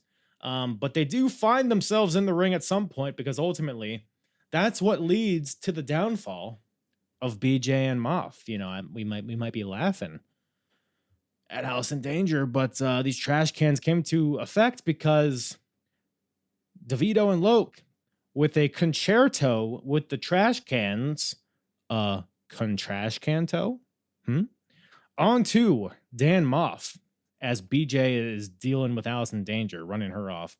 But the Carnage crew takes advantage, double trash can shot to Dan Moff, gets the 1, 2, 3. So ultimately, Danger accomplished what she set out to, and that was the loss of BJ, Whitmer, and Dan Moff. She gets back in the ring. She yells to the Carnage crew. She wants the blood of BJ and Moff. She grabs a can. She starts attacking Moff. BJ's up, chases her off, and that's where we're left at night 1. But night 2, the saga continues with Allison Danger. She's becoming a Hall of Famer in the apron bump lore, you know, very quickly. Night 2, Allison's back. So we got another tag team match. It's a squash match. It's the Carnage crew versus the team of Anthony Franco and Davey Andrews, who apparently are trainees of the Ring of Honor school. And I think this is their first match here. And which, by the way, in commentary is like, yeah, this is like their 4th or 5th match. And meanwhile, these poor boys are getting dropped on their head with second rope pile drivers and all that shit, right? It's like really a trial by fire, I suppose. But Carnage crew wins pretty handedly. Allison Danger comes out after the match, grabs the mic, and the crowd chants, "Please don't talk. Please don't talk," which is a sensational chant that I feel like needs to get brought back. But Danger says, "I am the bearer of all the secrets of Moff and Whitmer. Now that you've tasted some victory, Carnage crew, how does it taste in your mouth?" These are quotes, by the way. I'm not just having fun. These are quotes. I think it's DeVito says, "Listen, you rat. Unless you're here to give me and Loke a lap dance, shut your mouth, bitch." Allison retorts with, "I have their contract still. I will put them in the most dangerous match in Ring of Honor history." It's unclear if that involves the Carnage crew or not, but we'll see. We'll see. The most dangerous match in Ring of Honor history. What would that be? Cage match? Barbed wire match? Barbed wire match sounds like a thing that they would do. I really don't know. I really don't know at all. So we'll all find out together, I suppose. But then to tie a bow on all of this, which doesn't really involve Allison Danger here, but it does involve BJ Whitmer and Dan Moff, because BJ and Dan, they're trying to get away from the Allison drama. They're trying to get away from the prophecy, and they just want to be tag team champions themselves. And they get their opportunity on night 2 against the champions, the Havana Pitbulls, Ricky Reyes and Rocky Romero of the Rottweilers. Now I know it's confusing because they're Pitbulls, but they're also Rottweilers. I guess they're a mixed breed because the tag team, the duo here, are Pitbulls. But when they're paired with Homicide and Low Key and Julius Smokes, they are now the Rottweilers. But are they still the Pitbulls? Or are they Pitweilers or Rottbulls? A lot of questions. Not a lot of answers. We got the Pitbulls versus BJ and Moff. Honestly, a pretty dull match. If I'm being honest, I expected more from this. There's some fun stuff here. You got BJ going for a top rope wrist clutch suplex, which Rocky counters into a crazy reverse DDT off the top rope, dropping BJ on his head. We got Dan Moff with a burning hammer to Rocky Romero.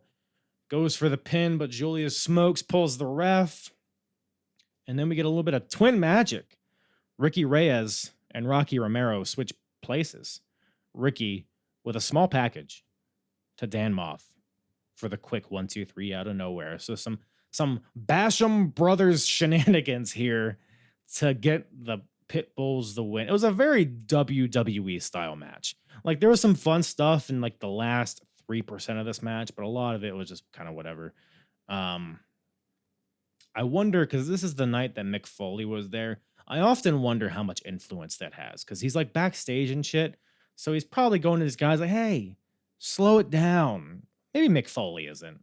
That's not really, I don't know if that's really a Mick Foley move, but a lot of matches on night 2 kind of felt WWE-ified, for lack of a better term. But so BJ and Moff do not get the tag team titles. It remains with the Pitbulls. And yeah, so that's where the prophecy drama ends this month. I am locked in, though. Allison Danger, her performance, it's kooky. But I think it might be my kink. Anyways, while we're talking about the Rottweilers, let's wrap up. There's some loose ends with the Rottweilers that we haven't really touched on. We talked about the Pitbulls. Let's talk about the other members. First of all, let's talk about Homicide. Mr. Homicide getting a little pure championship match, which I laugh because the concept of Homicide fighting for the pure title is very funny to me. Even though he's a very good wrestler, it's such a, again, I feel like I said juxtaposition way too many times this episode, but it's really fun. I mean, him versus John Walters. John Walters, of course, the current pure champion, taking on Homicide. And if you're not familiar, pure title rules. You get 3 rope breaks and no punches to the face. And I believe that's it. I think a 20 count on the floor. So a little bit of a different rule set from your typical match to promote more of a technical approach to the match, which again, given that Homicide and his group of thugs are wreaking havoc on Ring of Honor, it's very funny to see him in a pure championship match, but we have a good little thing. So it could have been a good match, right? Ended up being okay, but we had a bit of a mishap here. So there's one point. First of all, it starts off very clean, which caught me off guard. I thought this match was going to be like Homicide, like trying to cheat the system, trying to have the ref distracted and getting in punches to the face or rope breaks when he's usually not allowed to. I thought he was going to try to, circumvent the rules here, but pretty just clean chain wrestling. I like it. He does throw one punch and gets a warning from the ref. But at one point, Homicide sets up John Walters on the top rope for a superplex, but Homicide slips and does a front flip to the floor and does a full-on back bump on the concrete floor or wood floor, whatever it is. A very unforgiving floor. At first, I thought, it was kind of the story of the match. They're playing into it, but it was a very long period of a few minutes where they're just checking on Homicide. You got the doctors out there. He gets in. They start counting. The ref does, because again, he has a 20 count. At 19, Julius Smokes helps Homicide in the ring. And at this point, I'm like, he got in at 19. Like maybe that all was by design. Maybe that was, quote unquote planned. But there's not a lot to the match after. Like Homicide's still a little loopy. Walters hits a DDT for a 2 count, then a Hurricane DDT for a 2 count, but just like a Dominator, like on the shoulders into a DDT situation. Then Walters eventually hits a Sunset Powerbomb off the top rope and right into a sharpshooter. Homicide gets to the ropes, but then Walters just pulls him right back, right into a Boston Crab. And then Julius Smokes gets in and causes a DQ. So just a weird finish. Like I would think Homicide slipping off the top rope, hitting his head on the floor. It's like, okay, maybe that's a story, but it just didn't really play into the finish. And it just felt like a weird anticlimactic finish. And I have to emphasize, like there's a lot of time, a big pause in the action checking on Homicide. So the momentum was very weird in this match. Ultimately, Walters retains the title due to DQ. I don't know if they'll do this again or if this story continues, but it was a very odd one, a very peculiar one. This was, by the way, the crowd, they don't like Homicide, right? This match in particular, they're in Boston, which John Walters is a Boston guy, Homicide, a New York guy, and this is fresh off the Red Sox winning the World Series. So tensions are high between New York and Boston, so they don't like Homicide for his geography. He's also a dirty, dirty heel, so they're already booing him. So they're chanting Homicide. Homicide, right? 2004. But after Homicide takes that bump and he gets back and he keeps fighting, they then begin to chant Homicide, his real name, his birth name. So he gained a bit of respect from the crowd, which I thought was a fun little underlying story as well. But so that's Homicide. That was really all Homicide had this month. He was involved in a weird scramble match on night one, which let me pull that up real quick. We can talk about it real quick. Night one, Homicide was in a 4-corner survival match with Angel Dust, Fast Eddie, Dunn, of Dunn and Marcos, and then Homicide. So it was a 4-way match. I guess there's some fun stuff in this match. We'll settle down and talk about it. First of all, if you're not familiar, Fast Eddie, legally blind, can't see out of his eyes. But that doesn't stop him from going to the top rope and doing these crazy jumping, spinning heel kicks up the top rope and moonsaults. He's doing this moonsault, fall away slam. Every time he goes to the top rope, I get so anxious. It's like, brother, you can't see. What are we doing? do a chin lock. Do a maestral cradle if you're feeling frisky. But we need to go to the top rope and dive to the floor. I don't know if we need to do that. But I see this, look, it's Homicide, and then it's random guy from Special K, one half of the Ultimate Jobber tag team and Dunn, and a blind guy. So I'm like, okay, Homicide just going to massacre these guys, but it ended up being a lot more competitive than I thought it would be. Fast Eddie got a lot of moves, all that stuff I was describing. He showed out in this one. Dunn with a big elbow off the top rope. You got Angel Dust doing this like jumping arm bar. Some good offense from each guy. But ultimately, like the back half of this becomes just a Homicide showcase. He's throwing top rope cutters to one guy. Then he'll go to the next guy and do some T-bone suplexes. Then he'll go to the third guy and he'll do like a rolling octopus stretch. And then ultimately, Cop Killer to Angel Dust and gets the win. And so Homicide gets the win here, and that kind of led him into that pure title match on night 2. But after this match, he gets on the mic and he's just going on a rage fit about the Red Sox because again they're in Boston. He's like, "Fuck the Red Sox." He calls. I'm not gonna say what he called Pedro Martinez, but it's not a very nice name. He does not call him a prick. He does not call him Rick, but he calls him something like that. I'll put it that way. And then a fan storms the ring. I don't know if this was legit. You know what? Maybe we should pull this up and do commentary on it and find out for ourselves because I haven't really taken a second look at it. Let's see, because it's like just it doesn't really play into anything. It's just I don't know. Maybe calling Pedro Martinez a dirty. What did he call him again?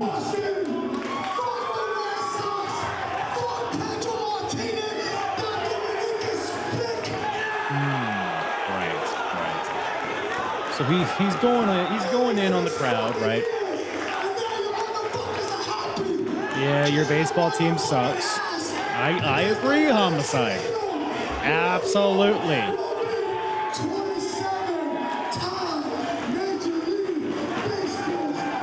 Yeah, my baseball team's better than your baseball team.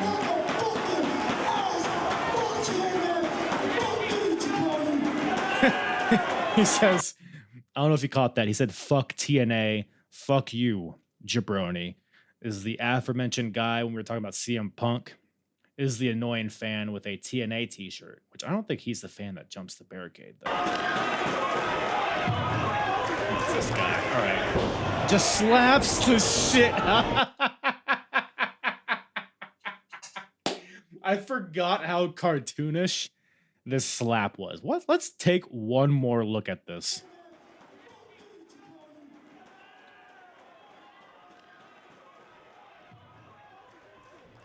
Geez! And then Rocky and Ricky proceed to stomp the shit out of him as a security guy tries to pull him out.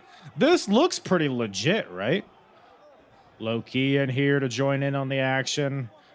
They're just trying to stomp him out. They're just trying to, oh, Jesus. Some stiff kicks to the back of the head. That'll teach him. And then the security guy tries to take him out, but the Rottweilers chase him. And then low-key, hold on. Low-key, unnecessary clubbing blow to the back of the head. Let's watch this one more time. All right, Homicide gives him the shove. The boys! Fuck that guy, I guess, huh? They're not letting him off easy. Just one security guy trying to keep this in order. It's not working out well for him. His shirt's off. His titties are out. Get this guy out of here. Come on now. Fuck that guy, I guess. I forgot how funny that was. I wasn't even going to bring it up. But god damn it, I'm glad I did. All right, so that's Homicide. So that's where he's at. Let's talk about the last Rottweiler here. The last Rottweiler. Let's talk a little bit about Mr. Senshi, aka Kaval, aka Low-Key. He had a match with Chad Collier on night one, which Chad Collier, man, I'm becoming a big Chad Collier fan. Look, I went into this a couple years ago when I was like, you know what, I'm gonna relive the glory days of Ring of Honor. I'm thinking, man, I'm gonna become such a bigger fan of Joe. I'm gonna get into all the Christopher Daniels and the CM Punks and the Ravens and the Colt Cabanas and the Briscoes. Like, I'm excited for all these guys. But I sit here, I'm like, give me more Chad Collier. Give me more Embassy. More Alice in Danger. There's no other podcast. Not one. Maybe like one or two. No, you're not going to find them, though.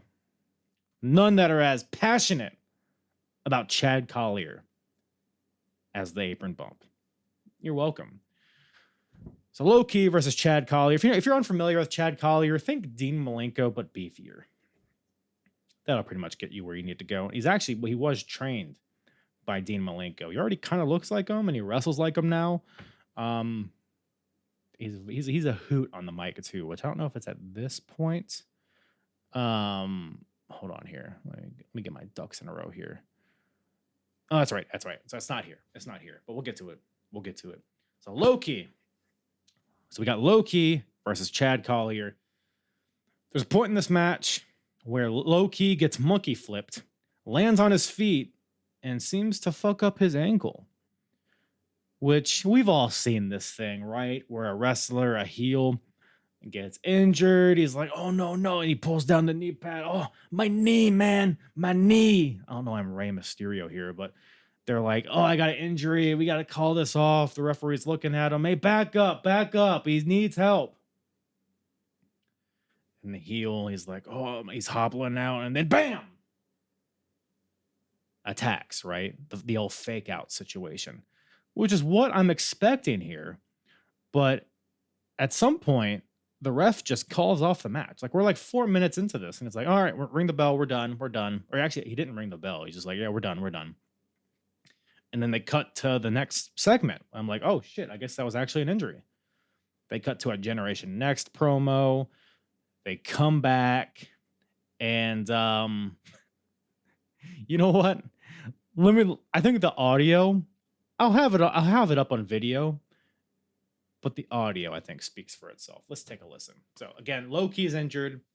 Refs checking on him. The doctors are checking on him. We're all very sad for Low-Key. And again, this is Gabe Sapolsky on commentary, just to remind you. So this is coming out of this Generation Next promo. Man, you know what's up, Rod? You know. We are back in the ring. This match is indeed over. You hate to see these kind of things. Chad's clapping for I mean, him. as much as I don't like Ref's Loki, helping you him. never want to see Loki's anyone get hobbling. injured. Well, Chad Collier being a Chad's tremendous helping him sport out. right here, helping Key out of the ring along with referee Gary Morier. You have to wonder about Key's future right now and the tag team. Oh, that motherfucker! Wait a second. There's nothing wrong with his foot. That's That motherfucker. Wait, what else does he say? son of a bitch. Gabe's I'm sorry, pissed. we're going to have to edit my language there. How dare you, Gabe? Come on now. It's a family show. So yeah, low key with the fake out. It got me.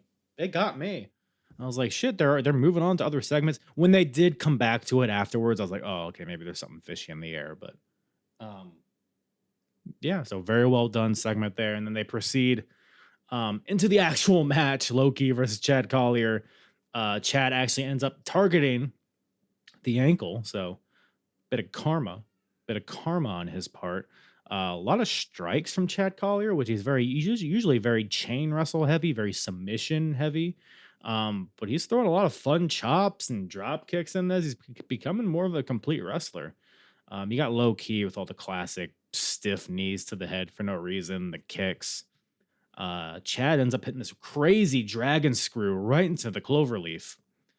Low key ends up tapping out, but Ricky Reyes, fellow Rottweiler, has the ref distracted, so he does not see the tap out. Chad ends up going for a superplex. Rocky Romero, this time, distracts the ref. Ricky Reyes jerks off Chad off the top rope, and low key hits a double stomp off the top rope for the 1, 2, 3. So through ample shenanigans, low key gets the win over Chad Collier. But again, just another match that I looked on paper. I was like, this might be all right, but ended up being a very, very good match. You have the grounded style of Chad Collier, big beefy boy, versus low key, very wiry, very kung fu, very, very Liger-esque. It was a yin and yang of these styles, and I liked watching it. So again, becoming a big Chad Collier guy, and most of it, I'm gonna be honest, is for his promos. Which, I mean, so there's this whole thread with Chad Collier and Nigel McGuinness, and they have a match against each other on night 2. So Chad versus McGuinness, a predictably very fun chain wrestling match. Nigel's already got a ton of momentum. The crowd loves him. There's one point where Chad has Nigel in the cloverleaf, really deep. The bell rings. Time, limit, draw. I forget if it was 10 or 15 minutes, whatever it was. They come to a draw after really competitive. A lot of fun counters between these guys. The British style was in full effect here, which again, I've said this before, but in 2004, an incredibly foreign thing to a lot of wrestling fans here in the States. So very ahead of its time stuff here. Between Nigel and Chad, again, Chad is just very solid. Nigel has just, I wrote here, he has this effortlessly cunty way of being so smooth with his offense. Like there's one point where he does this arm drag, and he doesn't just do it. Like he sees Chad coming, and he sachets side, like almost like a what do you call this when your hips move? You know, like what's the fucking cartoon? You know what I'm talking about, when it's like they make the shape of an S like back and forth. Do you know what I'm talking about? I don't. But Nigel, he just sachets his way into offense in just a very just a very cunty way, but it's very British. And it's fun to watch.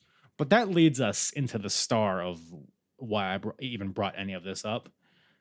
This promo here. Let's go ahead and take a listen. This is Nigel McGuinness backstage with Gary Michael Capetta during intermission of night 2. Then we have an appearance from Chad Collier. Let's go ahead and take a listen to this little ditty. Hey everybody, it's Gary Michael Capetta. We're at the Rexplex. It's intermission time. The first half blew the roof off the Rexplex. Mick Foley here, and I can't believe what he said. And of course, we've got Jushin Thunder Liger coming up in the second half.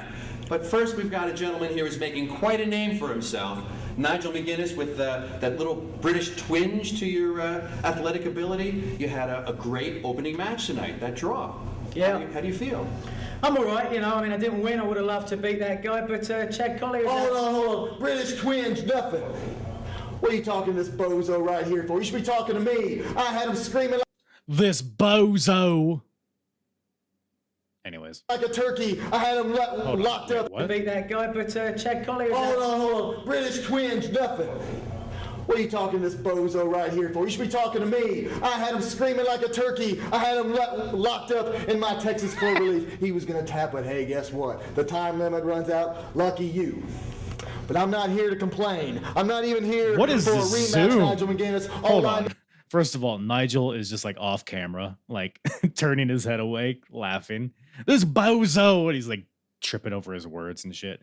But this really bizarre zoom so close to Chad Collier's face. His head's already big enough, for good lord. In my Texas Cloverleaf, he was going to tap it. Hey, guess what? The time limit runs out. Lucky you.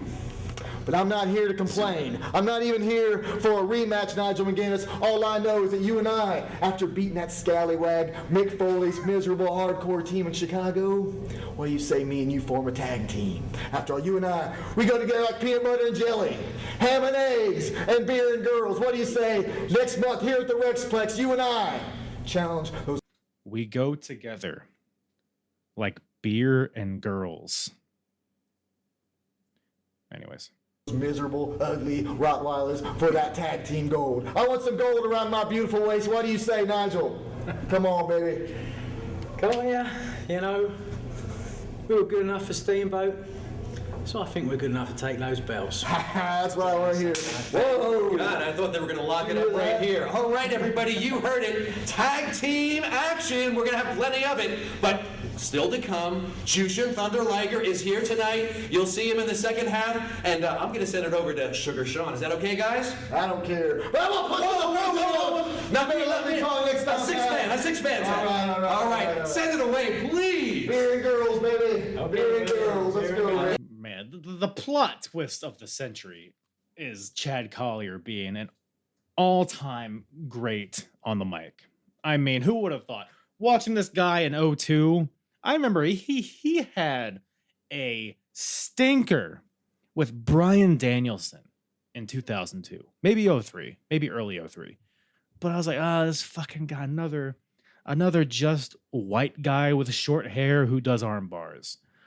But lo and behold, he has great matches with Nigel McGuinness, a great match with Low Key, and an all-star performance on the stick backstage. Tremendous. Absolutely tremendous. If I had, you know how Ring of Honor has their top 5 rankings? If I had mine, he'd be all 5 slots. It'd be Chad, and then Collier, and then Chad Collier, and then whatever his other names were for the other two slots. All right. So Chad Collier, that concludes Chad Collier talk. That our news weekly segment. Chad Collier talk. Even if it's like a WCW episode. No, guys.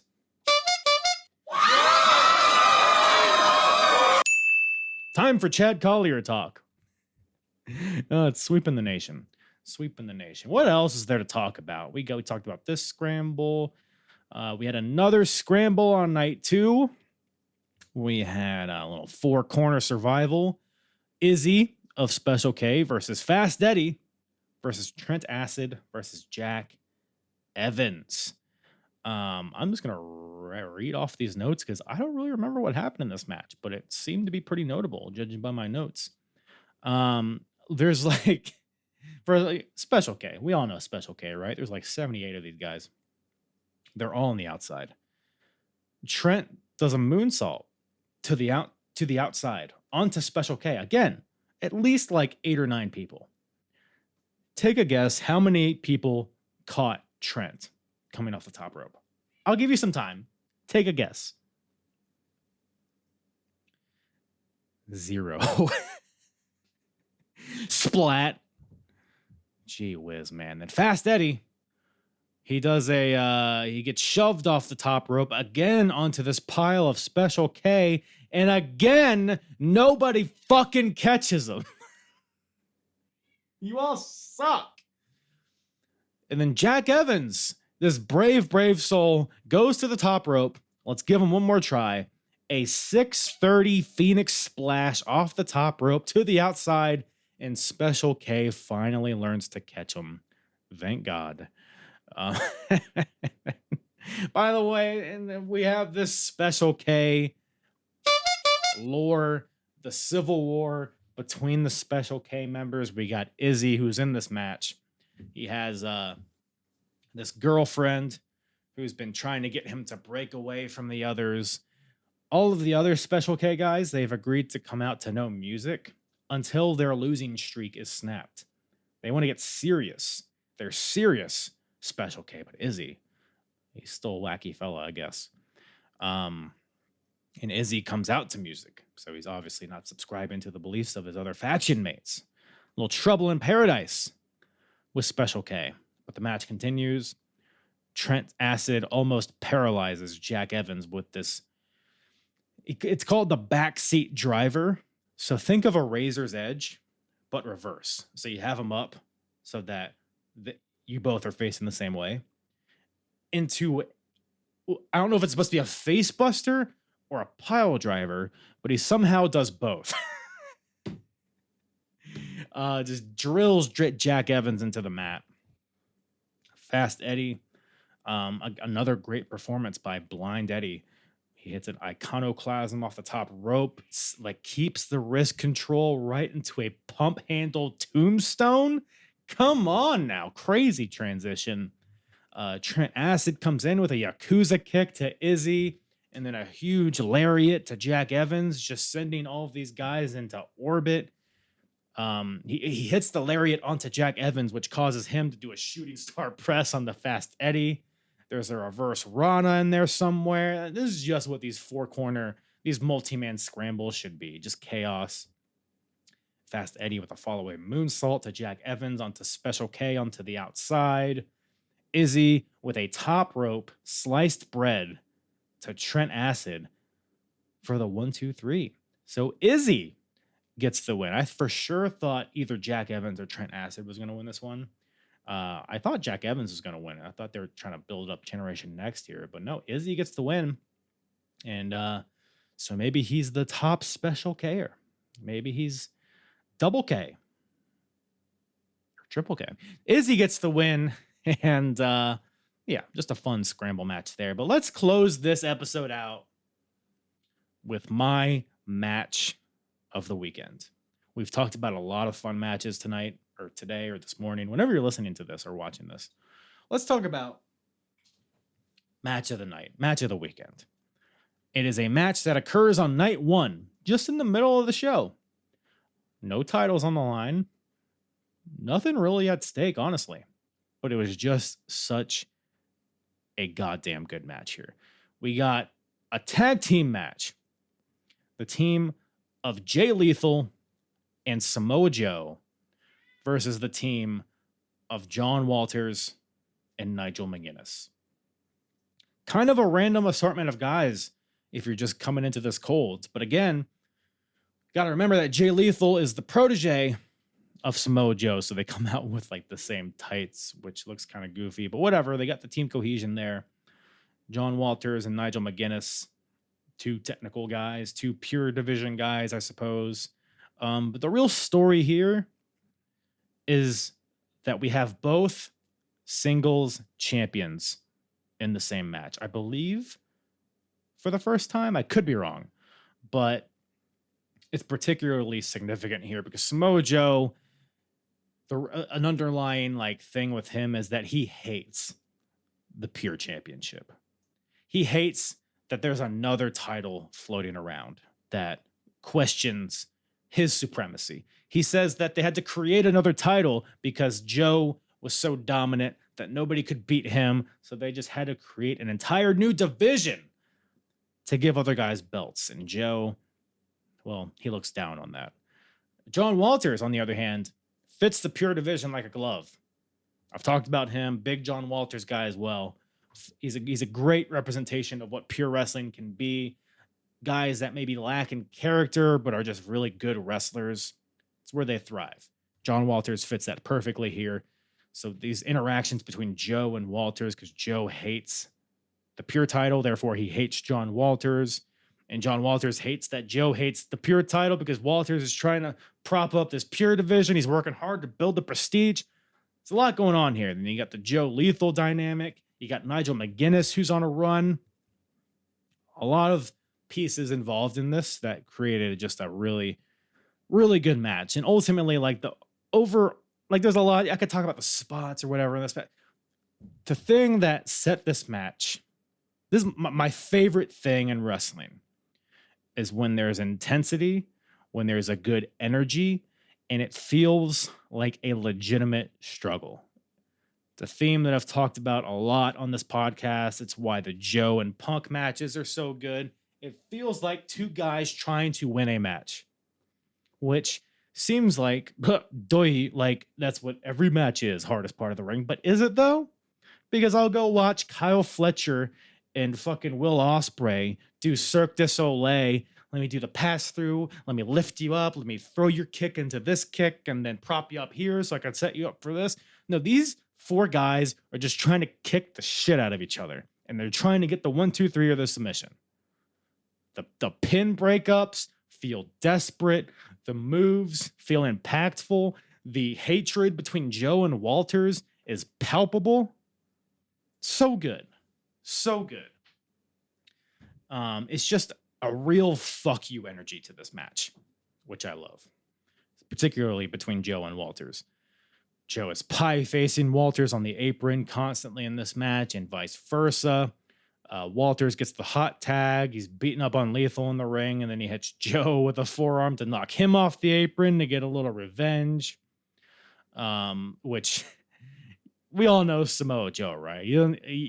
The concept of knocking him off the apron in a tag team match, you know he's going to be pissed. And his facials and his intensity, the way he sweats and he shakes, you feel the anger bottling up inside of him. So when Joe got that hot tag later, it just felt like an explosion. He gets in the ring. All the Joe stuff, right? But it feels like there's intent behind it.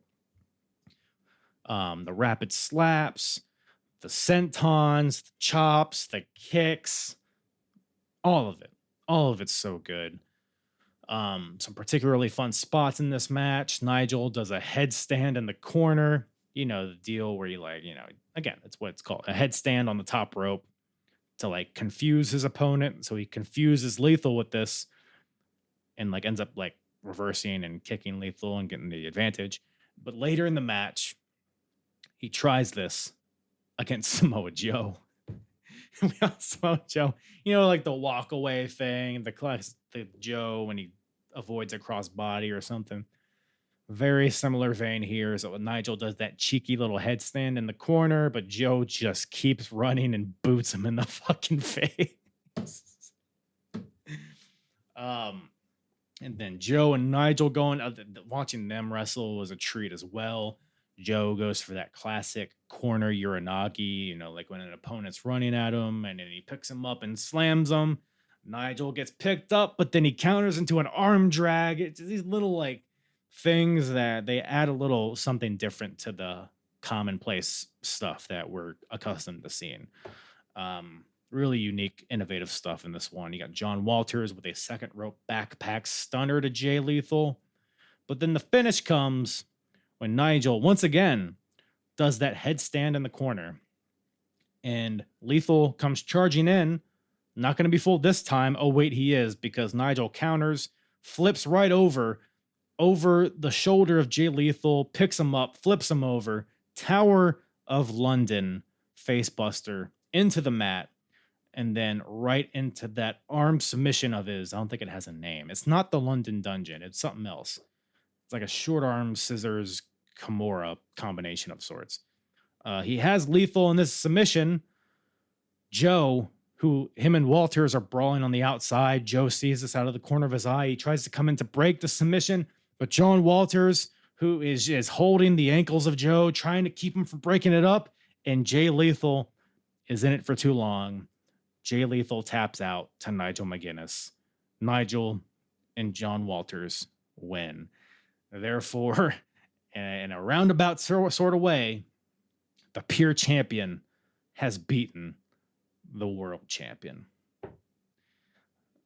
Just great stuff. The match was great, but the story here, I don't know if it really leads into anything with Walters and Joe, but like, I enjoy the dynamic of all these guys working together. I loved the spots. I loved the story, how it progressed, the intensity. Again, just great stuff. And among all of the world title matches and then the super dream matches with Jushin Liger, you got Punk and Aries, you got the scramble matches, you got the tag team title matches, the pure title match, the street fights. Among all of that, match of the weekend, just a semi-random tag team match, but that's the beauty of this era of Ring of Honor.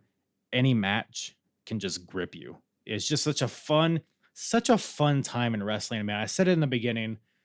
I don't know if I've ever had more fun. I don't know if anything just like speaks to me more than mid 2000s Ring of Honor. Just such good shit, man. And again, we're only getting started here in the grand scheme of things. Next month is going to be a major month for Ring of Honor, December of 2004, and then we're off to 2005. And again, I'm only vaguely familiar of what happens that year, but from what I understand, we got a lot of good stuff coming. So make sure you are subscribed and following and all that happy horse shit to the Apron Bump so you don't miss a thing. We're really cooking here with Ring of Honor, and check out the archive of stuff too if you have not already. Come along the journey, get caught up, because it is a fun old ride. That's about all Daddy has for you guys today. Appreciate everybody tuning in, watching, listening, tasting, all that stuff. Make sure you follow me on the social media. Make sure you join the Discord. That's about it, right? I've had you guys long enough. Why don't y'all go on and go do something else. Go build a church. Go foster a cat. Go do something else. You've been with me enough. But I appreciate it. Appreciate you all. As always, big smooches all around. Mwah.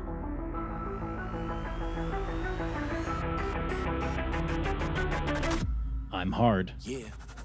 It's the hardest. Talk around and disregard it. Strip you off the ground, show you what heart is. Standing strong and proud, nothing I guess. Let's get it started.